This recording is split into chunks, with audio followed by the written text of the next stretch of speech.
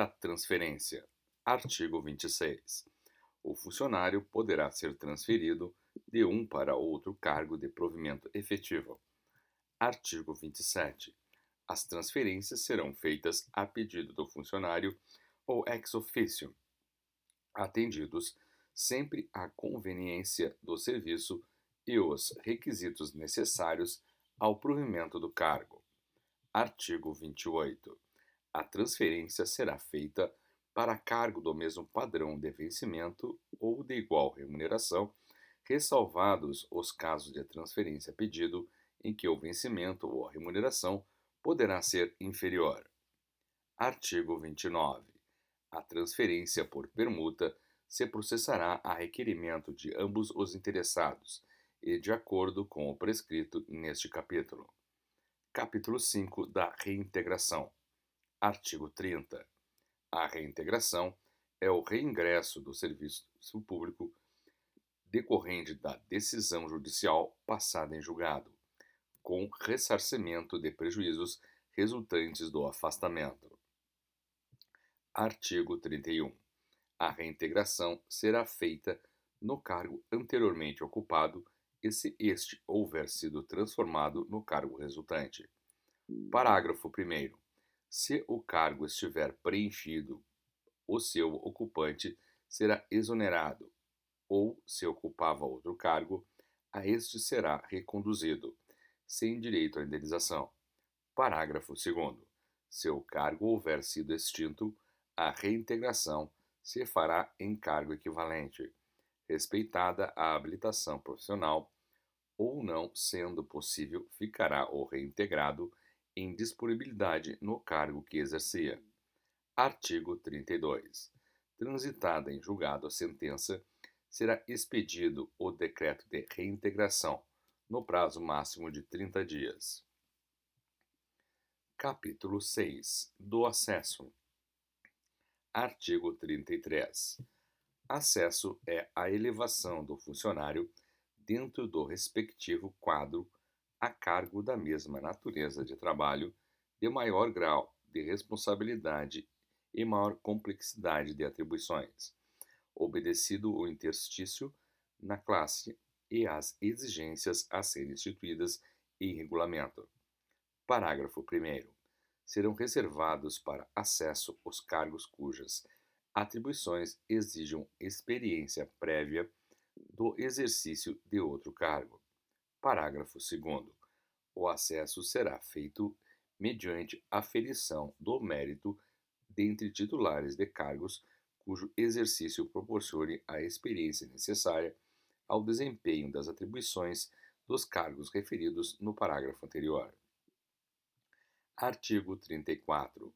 Será de 3 anos de efetivo exercício o interstício para concorrer ao acesso. Capítulo 7. Da reversão. Artigo 35.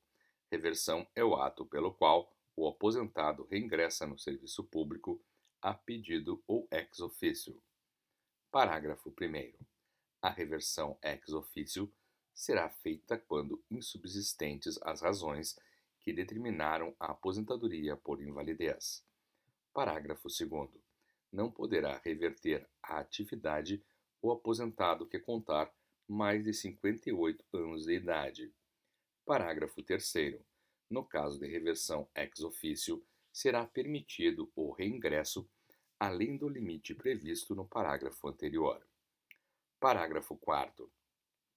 A reversão só poderá efetivar-se quando, sem em inspeção médica, ficar comprovada a capacidade para o exercício do cargo. Parágrafo 5º. Se o laudo médico não for favorável, poderá ser procedida nova inspeção de saúde, para o mesmo fim, decorridos pelo menos 90 dias. Parágrafo 6º.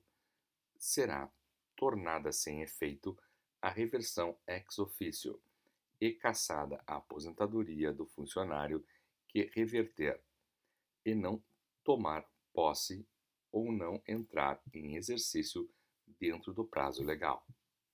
Artigo 36. A reversão far-se-á no mesmo cargo. Parágrafo 1º.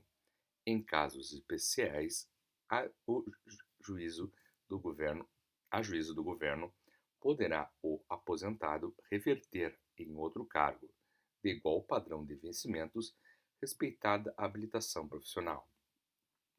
Parágrafo 2º. A reversão a pedido, que será feita a critério da administração, dependerá também da existência de cargo vago, que deva ser provido mediante promoção por merecimento. Capítulo 8 do aproveitamento. Artigo 37.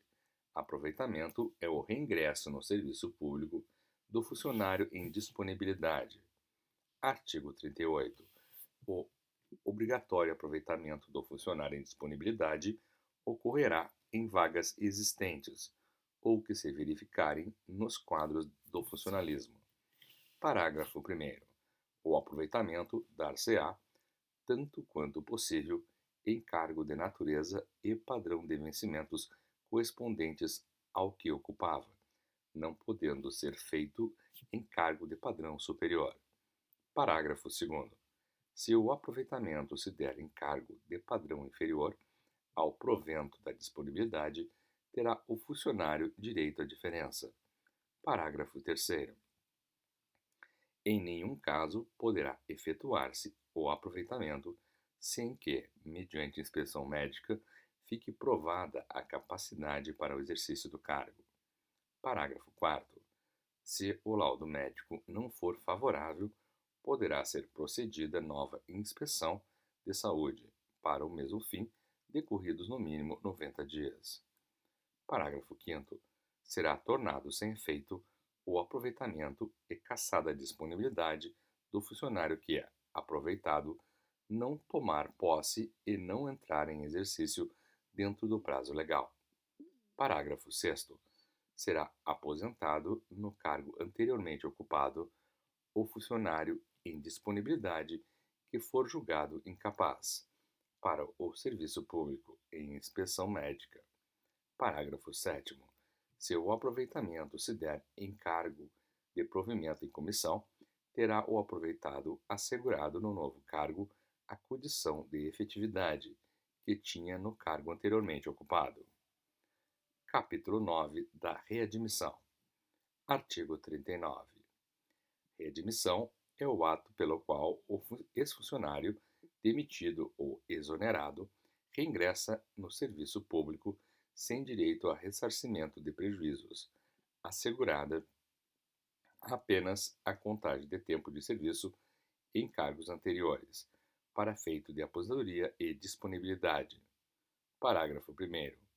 A readmissão do ex-funcionário demitido será obrigatoriamente precedida de reexame do respectivo processo administrativo, em que fique demonstrado não haver inconveniente para o serviço público na decretação da medida.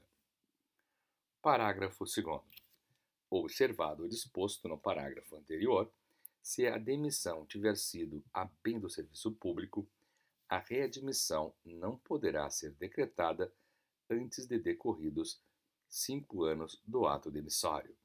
Artigo 40.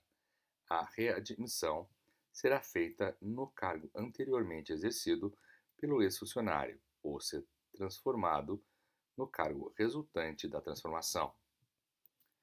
Capítulo 10 da readaptação. Artigo 41.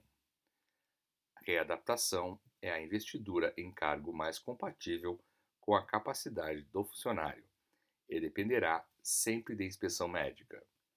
Artigo 42. A readaptação não acarretará diminuição nem aumento de vencimento ou remuneração e será feita mediante transferência.